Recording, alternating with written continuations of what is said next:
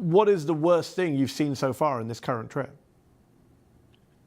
Honestly, almost the first day, Mehdi, I was very conscious of coming back, and I've seen so much here in terms of a sense of spirit. There's no cliche to that. There is a reason that Palestinians here over a ceasefire bounce back, and there's a reason that they've rebuilt Shifa Hospital multiple times, and that's on the back of something substantial. That's on the back of one of the highest literacy rates in the world. That's on the back of engineers. That's on the back of doctors. That's on the back of nurses. That's on the back of all these people who are living in tents, who wake up at 5 o'clock in the morning to look for water or to look for wood or to go and get plastic to burn.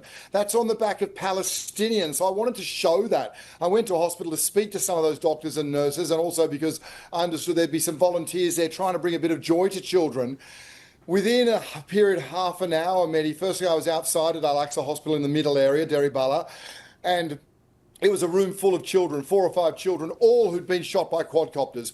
All of these children shot by quadcopters. I went inside, and it's a war zone, obviously. There's just children and adults across the floor. I was looking at a teenage boy who'd been shot at one of those Gaza Humanitarian Foundation, was bleeding out with his mother screaming, where in the world does this happen? Where in the world is this allowed to happen? Finally, he was put on a stretcher, and then another child took his place. Again, this is within 20 minutes. Then I looked at a little girl, Mehdi, and she'd just been dragged from the rubble. Her name was Sham, and she's 5 years old.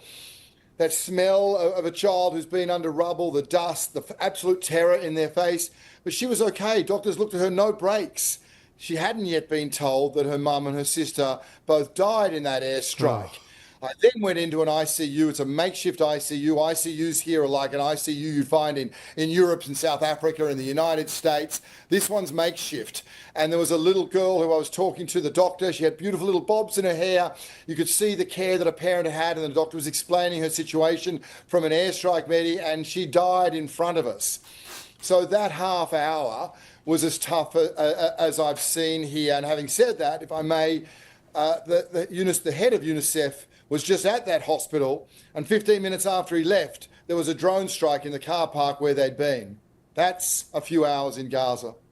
wow.